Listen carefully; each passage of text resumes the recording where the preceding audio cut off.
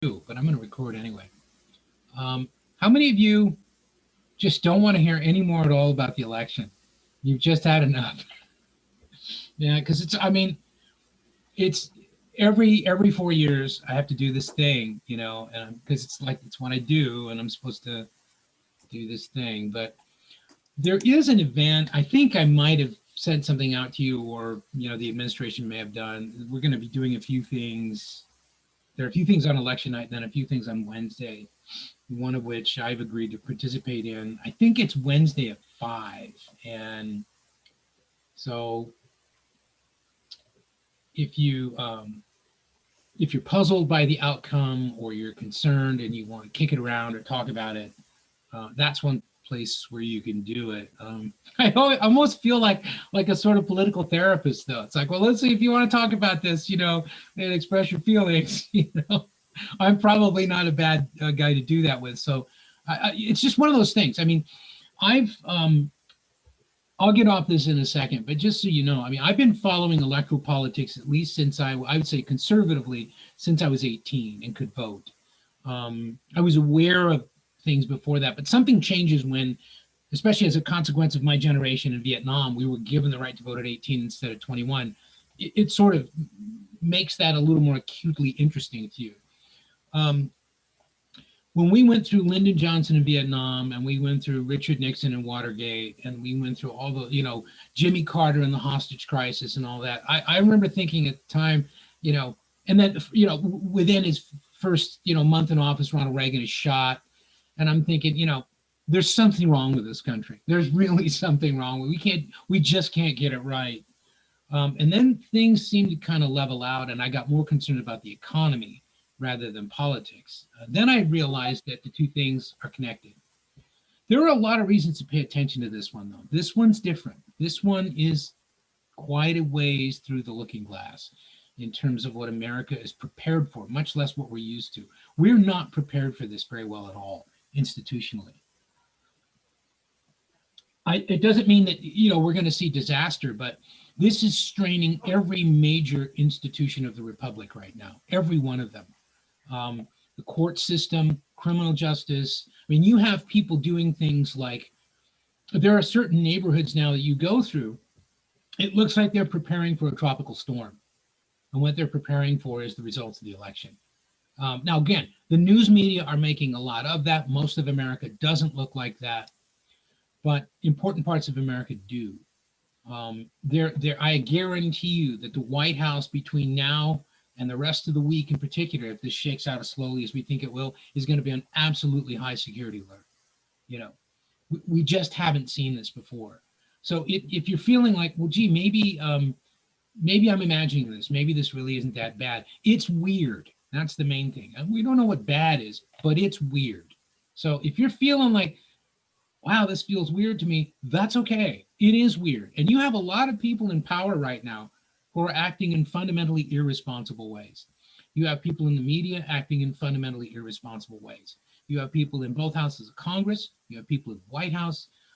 You have people, everywhere who are acting in fundamentally irresponsible ways. And I would include in that really both the major candidates in some ways. There are things that both sides have said that are kind of irresponsible and kind of reckless. So it is a little frustrating. If you're becoming frustrated, I'm saying, yeah, what you shouldn't really allow yourself to do is simply to sort of withdraw because you're afraid. All right. If you do that, then the screwballs do win. The people who've been acting irresponsibly win, and we don't. So, this is your system if you choose to participate in it. There's plenty that you can do that doesn't involve, setting things on fire and breaking people's heads or walking around with an AR-15. There are plenty of things that we didn't do for the last 4 years that we should have done.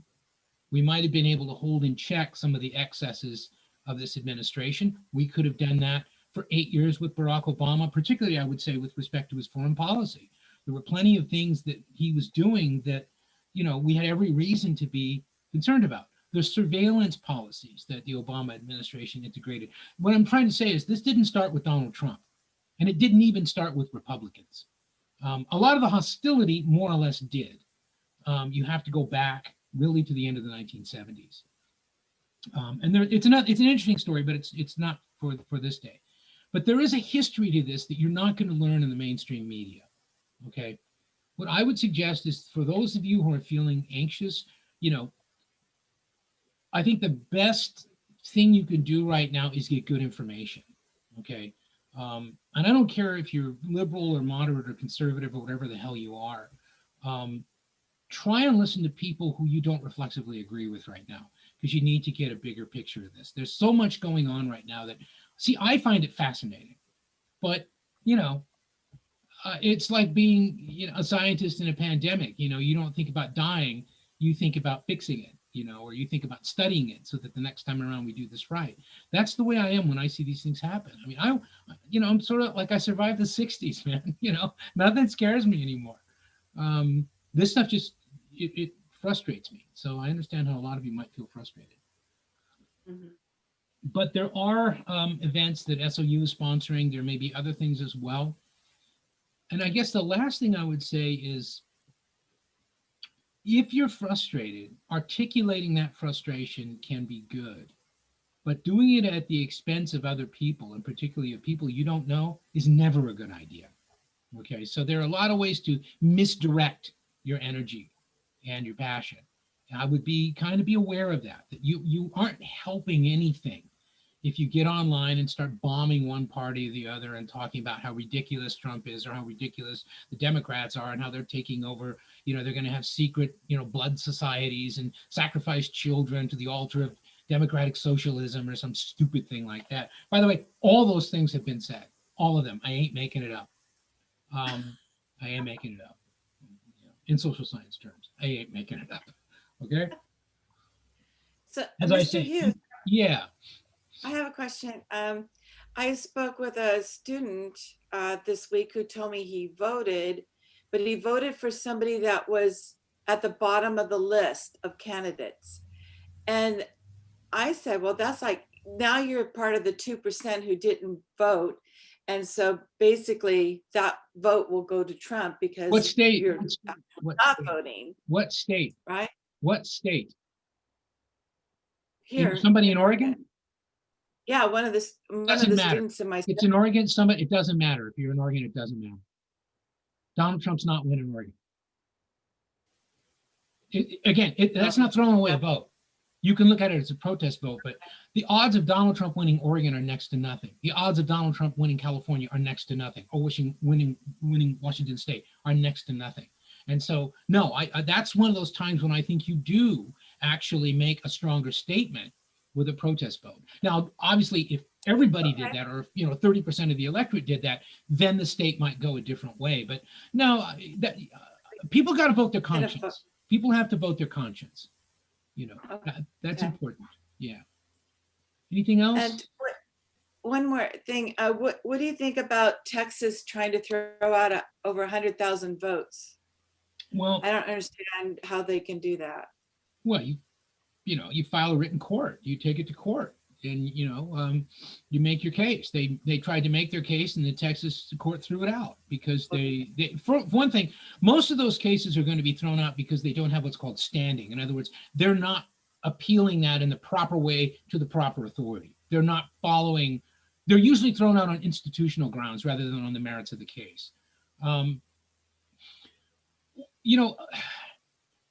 I'm in a little bit of a bind this time around, and I have been for several years now, because if I try to give an accurate analysis of this, it's going to sound like I'm attacking one party over another.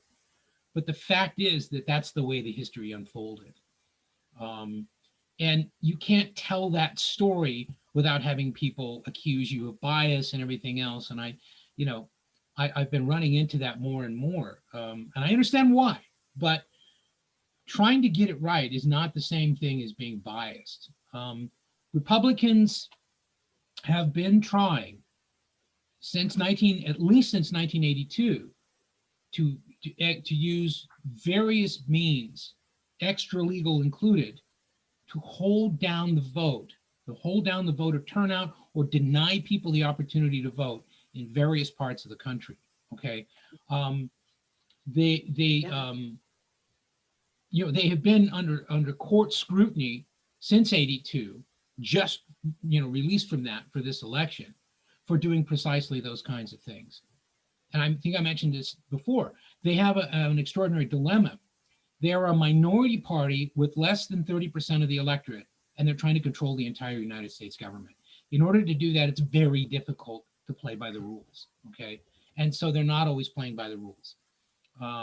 And they aren't always enthusiastic about democracy. I would remind you that in 2016, for example, the same Republicans who are saying now that we should never count votes after election night, first of all, don't understand electoral history in the United States, where that is in fact routine. But also, they were fighting to allow late absentee ballots from military personnel around the world, because they had every reason to believe that disproportionately those votes would go to Trump. And in fact, they did. So these arguments that you're hearing about not accepting, in quotes, late votes, first of all, they have no historical valence. This is a common thing. The more extraordinary thing right now is how many people have voted early. Right? 2/3 of the entire turnout from 2016 have already voted. Okay, that's never happened before. But that's people who voted, and they voted legally. They, whatever the state said, and remember, states control this, they did that. So the Republicans right now, who are very concerned that in a free and fair national election, they could not win, are saying now, well, one thing we can do, we can suppress the vote. It is not a coincidence that every one of their court challenges is in a Democratic stronghold, every single one of them. Okay, so this is partisan politics. It is technically legal to do. Okay, so it's not like they're, it's not like they're standing at the polling places with automatic weapons and saying, to people who don't look like they vote Democrat, you can't come in here. It's not that, but it is voter suppression. It is voter suppression. Okay. Now, would the Democrats do that if they were in the same position? Absolutely, they would. They would find ways to do it. Okay. It's just that Republicans have institutionalized this as part of their party for about the last 35, 40 years. So we shouldn't be surprised. And again, if we had a good national media covering this, and we do in print but nowhere else, none of this would be, I wouldn't have to talk about this. You'd all know it. But because the national media have just absolutely abdicated anything like responsibility for really covering this, we get left with these questions. All right. So, if you're concerned about it, as I say, there are these events. I think the one that I'm doing is going to be Wednesday at 5 o'clock. You probably will get some sort of, some sort of email or something to that effect.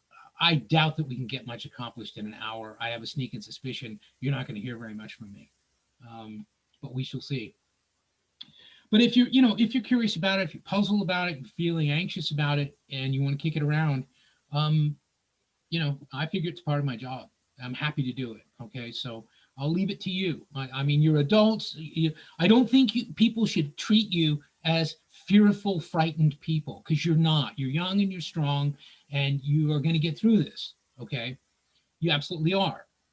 And don't let people convince you that you're not. And don't let people convince you that you should be afraid.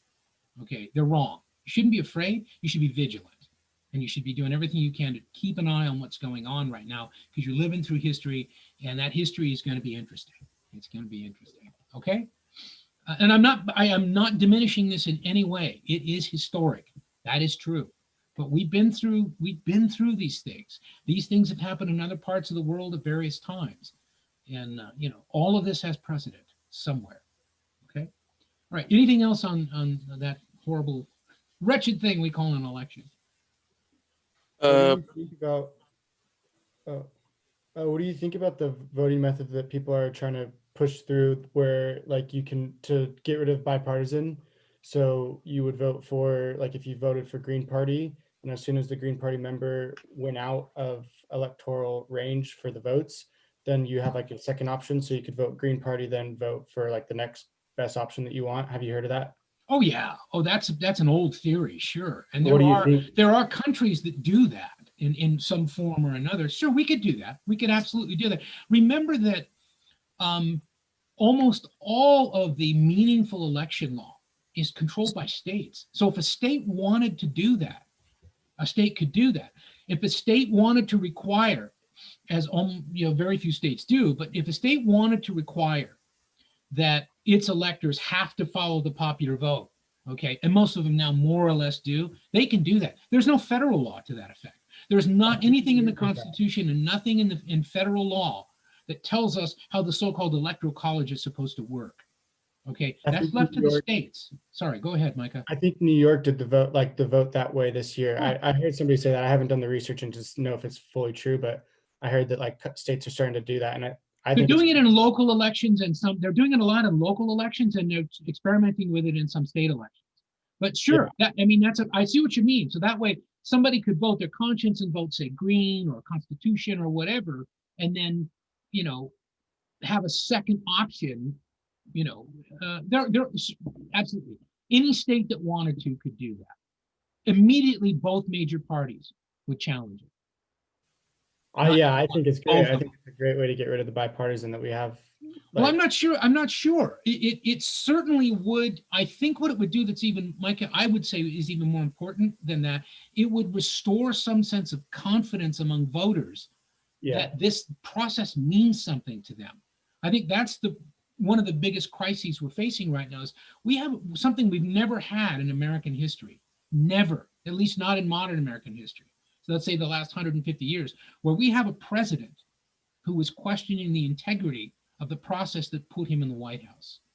We've not seen that. We didn't see it during either of the world wars. We didn't see it during the Civil War, where the president would come out and say, the only way I can lose is if this is rigged. That's astonishing. And so what's happening is we need to find ways to encourage people to trust the system. And whereas understandably right now, a lot of Americans don't. Okay. Yeah, and I'm not. That's an option. Yeah, I'm not saying that that's a one and done to get rid of bipartisan. I'm just saying that that's no, of course not. Yeah, but absolutely, that's the argument for it, Micah. Is that it's we've got to try a few things, and that's why they're trying them in local elections, and some people talked about state elections and say, that's one of the advantages of federalism. You can try something at a lower level of government that doesn't affect the rest of the republic. Everybody else can sit around, look at your results, and think, yeah, we could do that. We could do that. Okay, we can do that. We see that happening all the time in the United States. Anything else? How do you feel about the people that are actively trying to do levels of voter suppression, like those that have been showing up at poll places that are armed? The leader of, I think it's called Patriot Prayer or something, some militia group saying they'll, quote, kill Democrats on election day. There was that Trump caravan that was trying to drive the Biden bus off the road. I don't know what you mean. How do I feel about it? I don't feel one way or another. A lot of people are denying that this is acts of terrorism or voter suppression. I don't know that a lot of people are denying that. I don't know that that's right. I think the question is not whether or not they're denying. I would remind you the FBI is investigating these things. So clearly the government is taking it seriously. Even under a president who denies that it's real, the FBI does have an extraordinary amount of autonomy to investigate things. And that's being investigated. Some of these voter intimidation ploys with, poll watchers and things like that, those are being scrutinized by the federal government right now. It's not perfect, this is not a perfect system, but people are, to some extent, still are going to be held accountable. They're more likely to be held accountable if instead of just, throwing out the latest, whatever we've heard on our news cycle of choice, if people are just demanding accountability and transparency, that's going to happen. The government does respond to loud noises. It's just that for most of the time, most of America isn't paying attention. And as a consequence of not paying attention, imagine if you raised your kids. Imagine if you raised your kids the way we don't pay attention to government. It's like letting your kids just go out the door and do whatever they want until it's their birthday. And then you have a party for them. or until you have punishment day or whatever it is. Well, we've let the government go out and play on the freeway. We really have. We've let elections, be the only time that we scrutinize our government most of the time, because most of us don't pay attention on the news.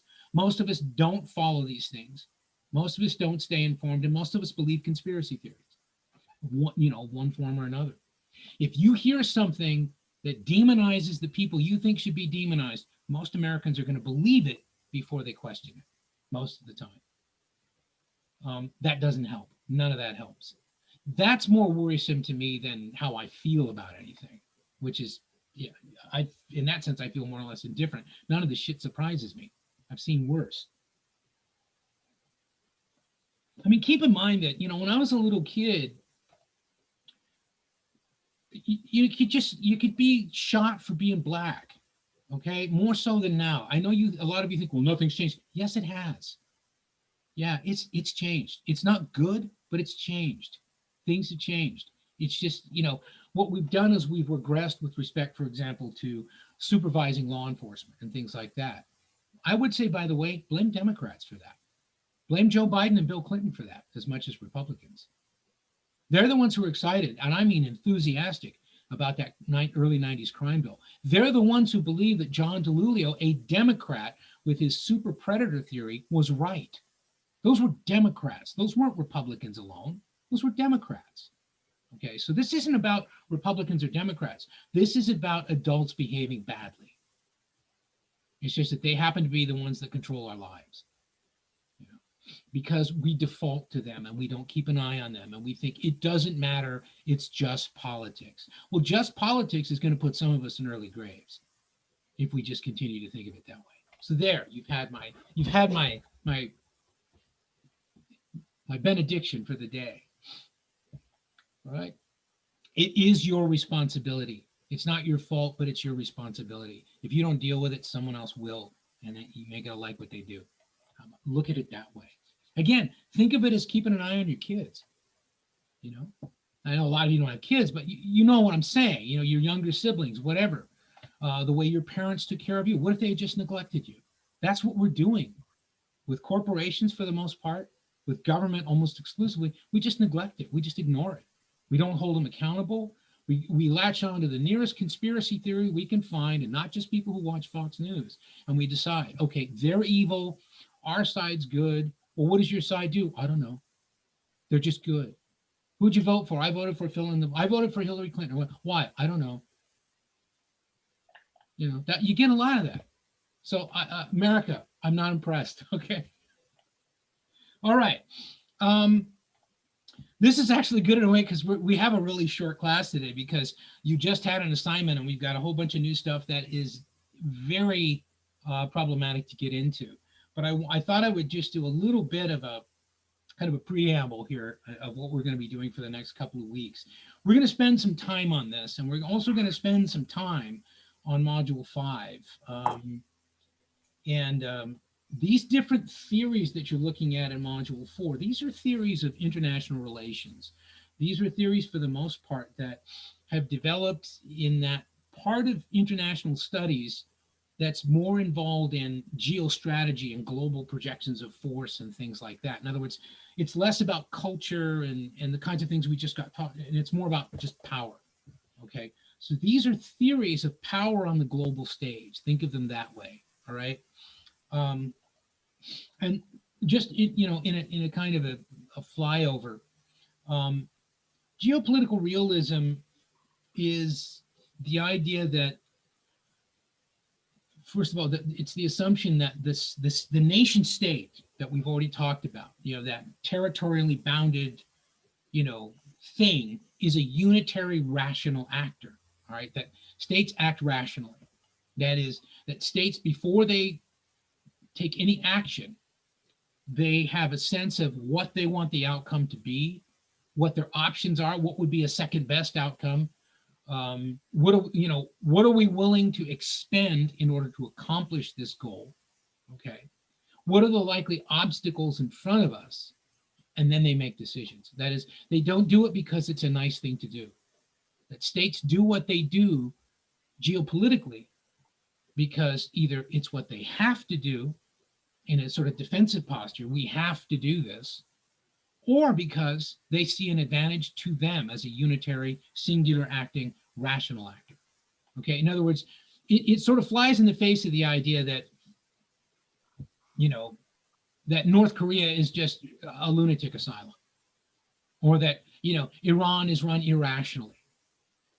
What this theory purports to argue is, if you look in the right way with the right kind of lenses, you'll see what they were trying to accomplish when they took these actions, even if these actions were up to and including war. All right. It's the idea there is, for example, a realist, a rational theory of war, beyond which you say, well, no, for us not to engage as a belligerent is for us to be conquered. That, whether you like it or not, there is reason behind that. There's rationality behind that.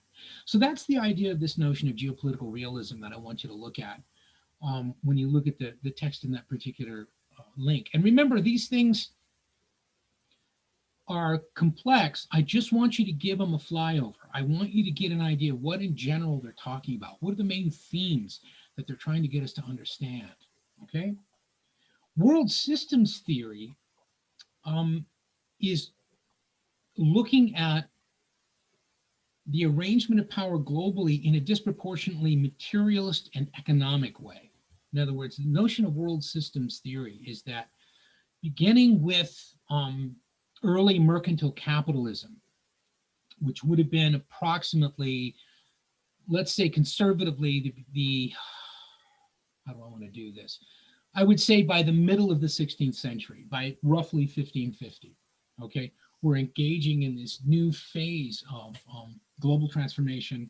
We've talked about some of that already, where the defining environment of the world was capitalism. That is, it was about developing initially a national economic enterprise and extracting wealth and converting that into more wealth and reinvesting in going out and bringing back more wealth. In other words, it's more than just, putting lots of gold in a king's basement, because remember, at this time, we're in the early stages of what would become industrialization too. That really doesn't kick in arguably until the end of the 18th century, beginning of the 19th century.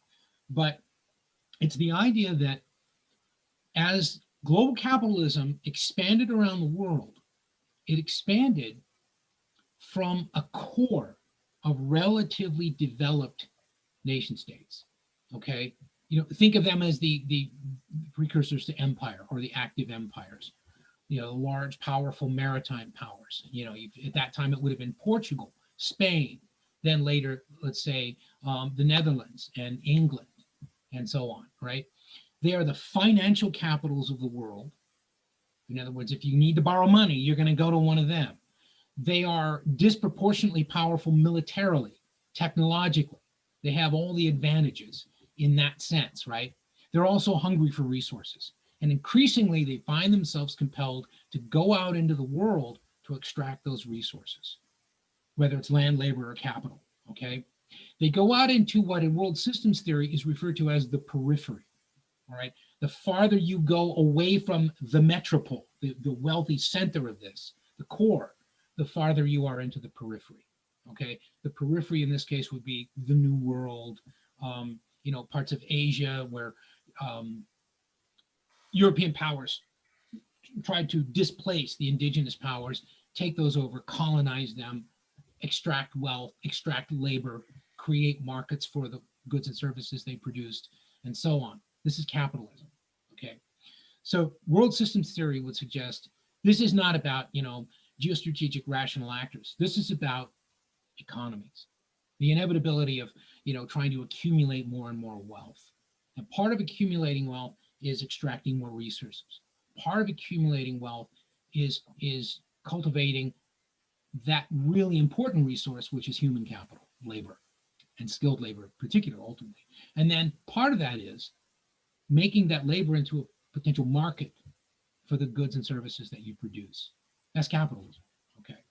According to world systems, it all generates from a core of powerful states in quotes, developed states. And then it spreads out to the rest of the periphery. Now, one of the ideas behind world systems theory is that it creates what's called underdevelopment, okay? It doesn't mean that you're undeveloped, okay? It doesn't mean that the places where you go in the periphery have no evidence of any of what anybody would call development. It means that that development is largely dependent upon the needs and demands of the core, so that if you colonize a territory, that territory is going to evolve economically to the advantage of the colonizer rather than the colonized. Okay, does that make sense? This is a theory, by the way, and that's all it is.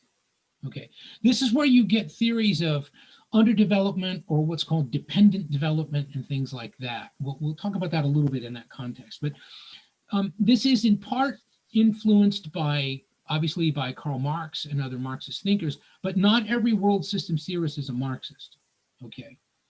Not every dependency theorist is a Marxist. One of the most prominent is a guy, his name was Raoul Prebisch, and Raoul Prebisch was a liberal. He was a liberal economist, and yet his model was very much a part of this sort of world systems dependency theory model, okay? And so, but you can see how that's different from geopolitical realism, where it assumes that everyone is acting autonomously as a unitary actor. Well, you know, a world systems theorist would say that might apply to Western Europe and its Commonwealth and things like that, but it doesn't apply to Sub-Saharan Africa in the same way. It doesn't apply to Southeast Asia. These are still dependent economies. These are underdeveloped economies, and they're not sovereign in the way that a unitary rational actor would be. Their rationality is still disproportionately determined by global commodity prices or other things that they can't control, okay? So it's sort of pushing back against realism by imposing this global capitalist model, often in very grim ways. You know, as I say, it gets into dependency theory, things like that. So those two theories, geopolitical realism and world systems theory. You got any general questions about those, given that I know you have not had time to read these things yet?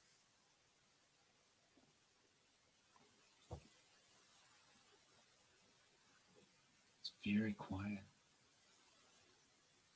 Is this like a post-Halloween hangover? Did anybody do anything fun for Halloween? I mean, the hell with world systems theory. What did you do for Halloween? It was actually my birthday, so I always have What a good time. cool birthday. It's Happy the best birthday. That's not fair. Happy birthday, though. Happy birthday. So did you get to do anything fun? I just went to one of my friend's place, which had like less than 10 people, and just chilled, had food and whatnot. It was a good time. Well, at least you got to hang out with people. You know, you Yeah, didn't, you yeah. were talking to them on one of these stupid screens. You know. Yeah, but no, it's always a good time. Yeah, I would imagine that would be. I think the really crappy times to have a birthday would be New Year's Eve and Christmas. Because everybody's like, look, man, I don't have time. But Halloween, if you have a birthday on Halloween, it's sort of like the only like people I know who I know two people whose birthdays on Halloween. They're both considered, generally speaking, the coolest people. You know? because they've got that cred, they've got birthday cred. And my birthday's Halloween. Ah, shit, you got me. You know, mine's the day after St. Patrick's Day. You know, it's like it's not even on a day. You know. Well done to your parents. That was a good one. Okay. Well, the hell with that too. Damn it, no fun, no Halloween, no nothing. What a crummy time to be alive. It's not. It's a fascinating time to be alive. Come on, man. You know, we have people who are born on Halloween. It's you can't all be bad, right? As long as we're still having babies on Halloween, something's happening right. Well, you messed up somebody's Halloween night, though. You know. Oh, my mom was not happy with me. Yeah, well, you know. So, My dad's 96. He's still not happy with me. You know. So what are you gonna do about it? And I didn't inconvenience him on Christmas or Halloween or anything either. All right. I want you to take a look at those first two pieces. And what I want you to start looking at is what are the basic principles of those two theories? If you really had to break those down, I always think if I had to explain this to somebody like my sister, who she's not a college graduate, but she's got a lot of college. She's smarter than I am, but she's not trained in the same way I am. right? So somebody who's smart but not trained in this, how would you explain it to them, right? Um, and like realism. What do we mean when we say a unitary rational actor? What does that really mean? And how is realism, geopolitical realism, different from world systems theory? I mean, they both are integrated global theories of power and development, both of them, okay? But they're not universally accepted by the same people. These arenas of pretty significant contestation. When you think after all these centuries of studying international affairs, right, we would have figured out a grand theory or something. We haven't at all. You'll find more of this at the upper division level if you find this interesting, okay, as opposed to what we did before. The previous module I think I mentioned. If you find that interesting and you decide to be an international studies major, you would want a lot of your elective classes to be in sociology, anthropology, and things like that, probably, and history. If you find this interesting, then definitely you would want to get to know Dustin Walcher, who teaches the IS 350 course, which is this kind of world politics, where he goes very deeply into all of these theories.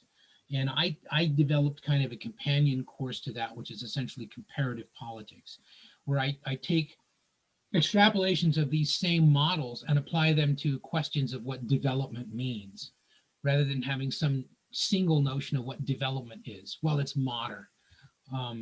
Talking about different theories of development. That's the kind of international studies that you get from all the Module 4 stuff. We'll talk later about the clash of civilizations. That's a very controversial theory.